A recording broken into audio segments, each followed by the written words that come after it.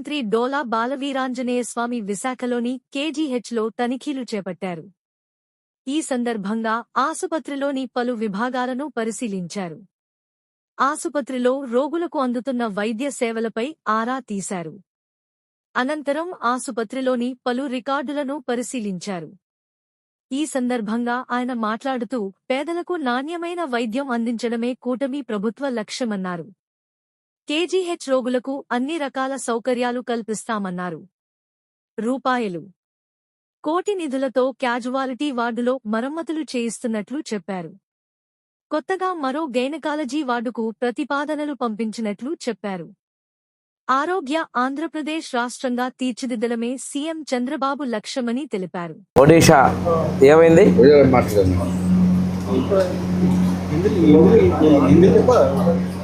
ఎంతసేపు అయింది వచ్చి? చూసారా? మందులు ఏమైనా ఇచ్చారా? టెస్టులకు బ్లడ్ తీసుకున్నారా? వెళ్దామండి సార్. డాక్టర్ మోదామా? చోడవరం ఏం బాగాలేదు? ఇంతకుముందు చూపించుకున్నారా? ఇదే ఫస్ట్ టైం వచ్చారా? ఏమన్నా డాక్టర్ గారు వచ్చారా? రక్త పరీక్షలు చేసుకున్నారు? ఇప్పుడు చేయించుకున్నారు. ఉదయం చూసారు ఇక్కడ సిస్టర్లు? డాక్టర్ చూసారా? వస్తారా? అంటే కొద్దిగా లేట్గా మొదలవుతుంది సూపర్ స్పెషాలిటీ. ఎన్ని గంటల సూపర్ స్పెషాలిటీ అవుతుంది? 9 అయినా డాక్టర్ గారు లేరంటున్నారు.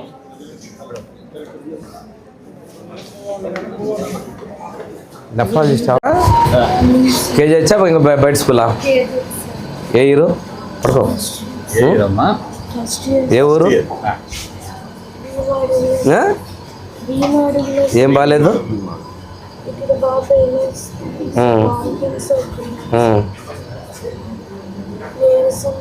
ఎంతసేపు అయింది వచ్చి?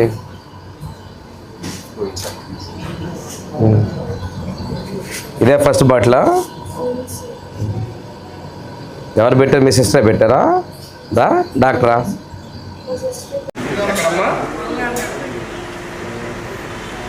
చీటీ ఇచ్చారా నీకు?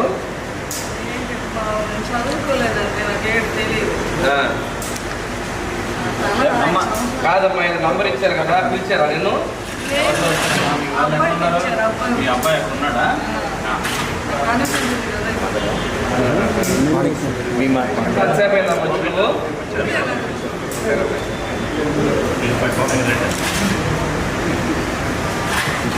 ఈరోజు కేజీహెచ్లో పరిశీలన చేసి ఉన్న సౌకర్యాలు మెరుగుపరచడం, వచ్చేటువంటి రోగులకు కావచ్చు, వాళ్ళ యొక్క అటెండెన్స్కి కావచ్చు సౌకర్యాలు మెరుగుపరచడం చేయాలనే లక్ష్యంతో విజిట్ పెట్టుకోవడం జరిగింది. ఈరోజు కొద్ది పబ్లిక్ హాలిడే అయితే డాక్టర్స్కి ఎమర్జెన్సీ కూడా తక్కువ, అంటే ఎలక్టివ్ తక్కువగా ఉంటే ఏమన్నా ఉన్నా కానీ వాళ్ళు ఇంటరాక్ట్ అవ్వాలనే ఉద్దేశంతో ఈరోజే పెట్టుకోవడం జరిగింది. క్యాజువాలిటీకి ఆల్రెడీ 1 crore తోటి మనం రెనోవేషన్ చేస్తున్నాం. రెనోవేషన్ వర్క్స్ కూడా స్టార్ట్ అయింది. కొంత సజెషన్స్ ఇవ్వడం జరిగింది. అదేవిధంగా ఇప్పుడు ఐసీయూలో గైనిక్ తర్వాత మిగిలిన వాటి కూడా చూసి ఇంప్రూవ్మెంట్ కోసం ముందుకెళ్తున్నాం. సర్వీసెస్ నాణ్యంగా మెరుగైనగా ఉండాలనే లక్ష్యంతో మేము ముందుకెళ్తున్నాం అండి. ముఖ్యంగా కేజీహెచ్లో మందుల కొరత ఉందని చెప్పి సిబ్బంది కొరత కూడా ఎక్కువగా ఉంది. అంటే వారసత్వ సంపద.